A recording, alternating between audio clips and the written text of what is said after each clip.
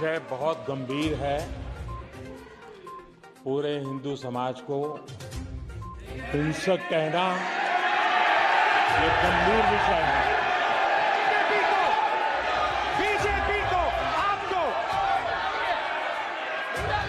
नहीं, नरेंद्र मोदी जी पूरा हिंदू समाज नहीं है, बीजेपी पूरा हिंदू समाज नहीं है, आरएसएस पूरा हिंदू समाज नहीं है।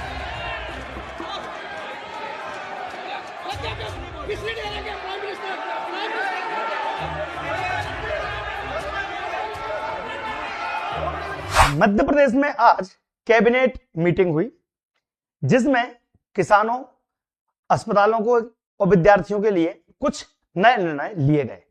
इसके अलावा राहुल गांधी का एक बयान हिंदू धर्म के ऊपर आया है, जिसको लेकर काफी उन्हें ट्रोल किया जा रहा है। इसके अलावा 13 लाख किसानों को नई सौगातें मिलने जा रही हैं और पंचायत सहायक की तैयारी करने वाले बच्चे ये वीडियो जरूर देखें, क्योंकि बेरोजगारी बढ़ती जा रही है और रोजगार के मौके कम मिल रहे हैं, लेकिन जहां पर भी मिल रहे हैं वहां पर आपको ले लेना चाहिए। तो चलिए शुरुआत करते हैं। सबसे पहले हम बात करेंगे सोने चांदी को लेकर। 2,900 रुपए चांदी महंगी हो चुकी है और सोना भी 760 रुपए बढ़ गया है। हालांकि ये बढ़ोतरी ज्यादा फर्क नहीं डाल रही है, क्योंकि लाखों रुपए का मामला है, इसमें 1000 रुपए अगर बढ़ते ऊपर नीचे होते हैं। हालांकि अभी आपको सोना चांदी नहीं खरीदना है। कैबिनेट ने केंद्र सरकार की स्वामित्व योजना के पात्र 48 से अधिक हितग्राहियों को निःशुल्क पंजीकृत दस्तावेज उपलब्ध कराए जाएंगे। कैबिनेट सरकार ने एक नया फैसला आज सुना दिया है।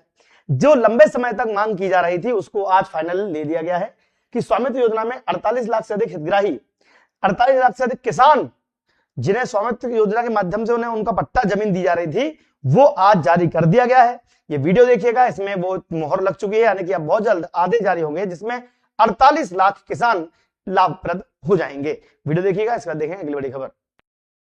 कैबिनेट ने आज एक बड़ा महत्वपूर्ण निर्णय लिया है और वह निर्णय है जो केंद्र सरकार की स्वामित्व अधिकार की योजना थी, जिसमें पूरे गांव-गांव के अंदर ड्रोन से व सैटेलाइट के माध्यम से इमेजरी लगाया गया। इसके बाद में उनके पट्टे अधिकार पत्र बनाए गए, क्योंकि ग्रामीण क्षेत्रों में जो आबादी क्षेत्र घोषित कर दिए जाते थे, उनमें बरसों से जो हमारे किसान भाई बहन हमारे रहते थे, उनके पास कोई पट्टा या ऐसी कोई अधिकृत उनके पास में दस्तावेज नहीं होते थे।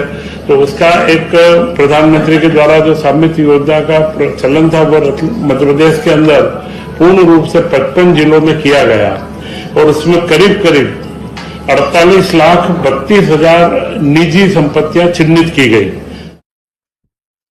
तो यहां पर जो घोषणा की गई है उसके बारे में हम और चर्चा करेंगे, लेकिन ये महत्वपूर्ण घोषणा थी ताकि किसानों को हम बात कर सके। लेकिन एक बड़ी बात, 15 सूत्री मांगों को लेकर पंचायत सहायकों ने ज्ञापन सौंप दिया है। कार्य बहिष्कार करते हुए मानदेय बढ़ाकर 30,000 रुपए करने की बात की गई है। ये इसलिए किया जा रहा है क्योंकि वर्तमान में पंचायत सचिव की भर्ती आ रही है, इसलिए पंचायत सहायकों ने सोचा कि हमारे भी लगे हाथ नैया पार हो जाए, तो उनका जो वेतनमान है उसे 30,000 करने की मांग की जा रही है। इसको लेकर लगातार धरना प्रदर्शन किए जा रहे थे, लेकिन आज एक बड़ा धरना प्रदर्शन भोपाल में हुआ, जिसके बारे में आपको जानना जरूरी है, क्योंकि बेचारे रोजगार सहायक कई सालों से काम कर रहे हैं, जिनकी जो सैलरी है वो ऊंट के मुंह जीरे के समान है। 10,000 रुपए सैलरी मिलती है, महीने भर काम करना पड़ता है, उसमें सरकार को जवाब दो, सहायकों को सचिवों को जवाब दो, बड़ी परेशानी हो जाती है। वीडियो देखिएगा, इनकी मांग पूरी होनी चाहिए या नहीं होनी चाहिए तो कमेंट बॉक्स में बताएगा, लेकिन आपकी क्या राय है कमेंट बॉक्स में जरूर लिखें। हो गया 45 हो गया।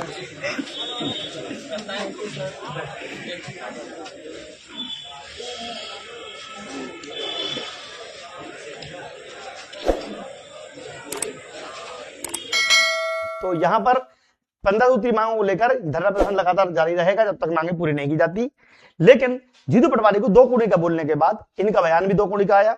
इसके बाद ना डरेंगे ना झुकेंगे, 2028 में किसानों के बेटों की सरकार बनाएंगे, यानी कि कांग्रेस अब किसानों के साथ मिलकर काम करने की बात कर रही है।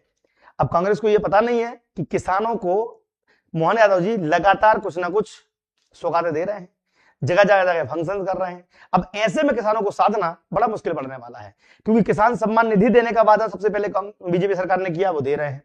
किसान सम्मान निधि के अलावा जो बोनस दे रहे हैं, एक्स्ट्रा बोनस दे रहे हैं, वो दे रहे हैं। एमएसपी में खरीदने के बाद गेहूं खरीदारी ज्यादा हो रही है। कुल मिलाकर किसानों को जो लाभ के जो पैतरे हैं, अब इनको कुछ नया करना पड़ेगा। किसान परेशान है, अभी भी खाद बीज को लेकर परेशान है, सिंचाई व्यवस्था को लेकर परेशान है और फ्री बिजली को लेकर परेशान है। किसान कर्ज माफी, अगर किसान कर्ज माफी फिर से मुद्दा उठाया जाए तो इस बार सरकार इनकी बन सकती है। वीडियो देखिएगा, इसका देखेंगे अगली बड़ी खबर। हम विपक्ष की भूमिका ईमानदारी से निभा रहे हैं और परसों ही इसका सर्टिफिकेट मुझे आदरणीय मोहन यादव जी, सम्मानित हमारे मुख्यमंत्री जी ने दिया है। ये विपक्ष की भूमिका जब हमने निभाई, उसका जो सबसे बड़ा मेडल 2.5 साल का जो मिला वो कल मिला, परसों मिला मुझे, जो प्रिय हमारे लोकप्रिय मोहन यादव जी ने मुझे ये मेडल दिया। मैं धन्यवाद देता हूं उनको, साधुवाद करता हूं, वो मेडल देते रहे, हम अपनी भूमिका निभाते रहेंगे। हम गरीब की लड़ाई लड़ेंगे, किसान की लड़ाई लड़ेंगे, युवाओं की लड़ाई लड़ेंगे, महिलाओं की लड़ाई लड़ेंगे। मोदी गारंटी जो दी उसको पूरी करने के लिए सरकार को घुटने पे ला देंगे और नहीं देगी तो ये 2.5 साल मोहन यादव के हैं, 5 लाख %। इसके बाद मध्य प्रदेश की जनता की सरकार बनेगी, किसान के बेटों की सरकार बनेगी, कांग्रेस की ही सरकार बनेगी। तो ये एक बड़ी खबर है कि किसानों के सरकार बनाने के लिए किसानों के साथ तैयारी में जुट गए हैं अभी से विपक्ष के लोग, और वास्तव अच्छी बात है। देखो, सरकार विपक्ष जब आमने सामने होते हैं तो फायदा जनता को ही होता है, क्योंकि विपक्ष बोलता है हम ये कर देंगे तो सरकार पहले ही कर देती है, जो सरकार नहीं कर पाती विपक्ष बोलता है हम ये कर देंगे तो जनता को फायदा मिलता है। कुल मिला के जनता विपक्ष को काम करने से जनता को फायदा तो होता है। इस वर्ष प्रदेश में लगभग 1 करोड़ 4 लाख टन गेहूं का उत्पादन किया गया है। 13,42,000 से अधिक किसानों को गेहूं खरीदा जा चुका है, जो देश में नंबर 1 है। आज मध्य प्रदेश के मंत्रिमंडल की कैबिनेट मीटिंग हुई, जिसमें ये जो बात है निकलकर सामने आई है, जो अब तक केवल 1 करोड़ गेहूं खरीदने की बात कर रहे थे, उसमें 4 लाख टन और जुड़ चुका है। यानी इतना गेहूं जो कि अगले 2 साल के लिए पर्याप्त है, ऐसा कहा जा रहा है। वीडियो देखिएगा, इसका देखेंगे अगली बड़ी खबर। मध्य प्रदेश में एक किसान वर्ष हम मना रहे हैं और इस किसान वर्ष में इस वर्ष गेहूं का उपार्जन 1 करोड़ 4 लाख टन के करीब हुआ है, जिसमें 13,42,000 से ज्यादा किसानों से गेहूं का उपार्जन किया गया है, जो देश में प्रथम है। और मध्य प्रदेश में भी सर्वाधिक हुआ है। पिछले वर्ष 78 लाख टन का इसका टारगेट रखा था, उसकी जगह पर 104 लाख टन 1 करोड़ 4 लाख टन का उपार्जन किया गया है और करीब 25,000 करोड़ की राशि का भुगतान भी किया जा चुका है।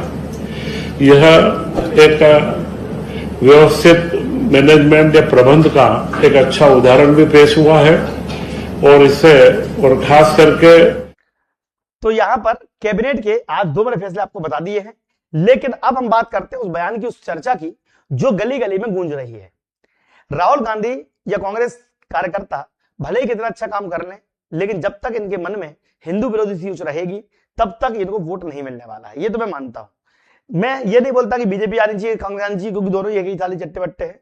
भाई सत्ता किसके पास रहेगी वो अपना काम करेगा, लेकिन कम से कम हिंदुओं को एकता की तरफ ले जाने का काम तो कोई करे। नरेंद्र मोदी हिंदू धर्म नहीं है, बीजेपी हिंदू धर्म नहीं है, आरएसएस अकेली हिंदू धर्म नहीं है।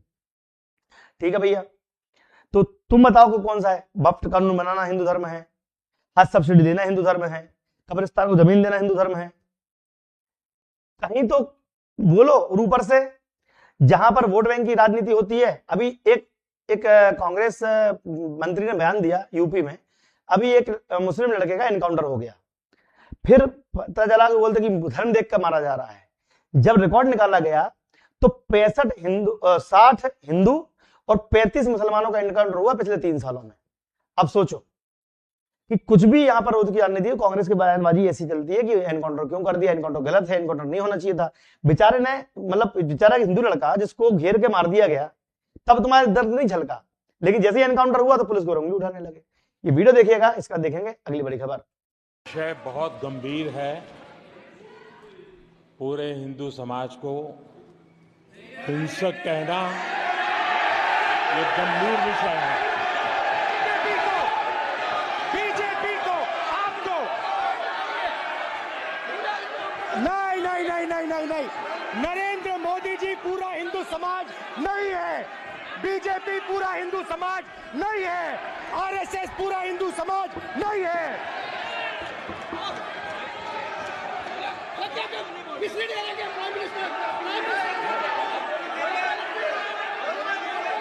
तो परफेक्ट है, यहां पर काम हो गया।